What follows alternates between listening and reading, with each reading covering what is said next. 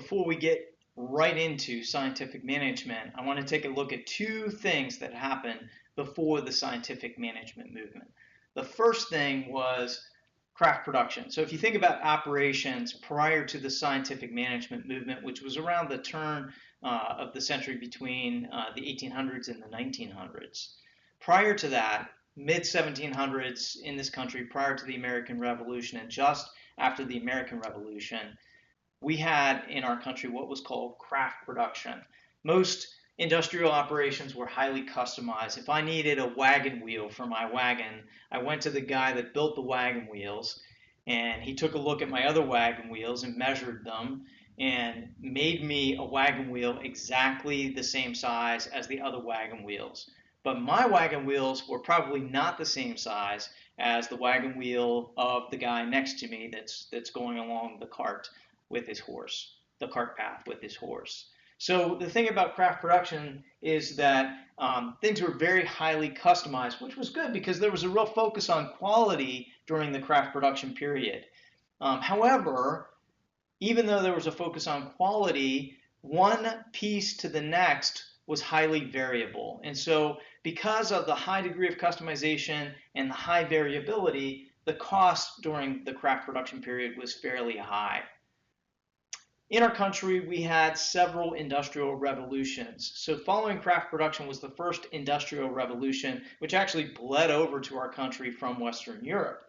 And what we found in the Industrial Revolution was an increase in standardization. It wasn't enough for me to be able to go to the local wagon wheel guy and get my specific size of wagon wheel. It was easier for him, and he could react to the demand that was being placed on him because of more roads and more interstate commerce that was beginning to form, or intercolony commerce that was beginning to form, or interregional commerce that was beginning to form. It was easier for him to standardize the wagon wheel and make many wagon wheels and maybe even keep some of those wagon wheels in stock so that whenever I pulled in, he could just take one off the shelf and put it on for me and replace that one with another one, another standard wagon wheel. So the Industrial Revolution brought us, because of those reasons, an increase in standardization, which also drove the cost of goods and supplies down significantly. So as our country was expanding, goods and supplies, the cost of goods and supplies was going down because the demand was fairly high, and so we had to get supply up there up to a point where the cost would be less of a cost to the consumer, less of a cost to the capitalist who was trying to make the goods and supplies as well.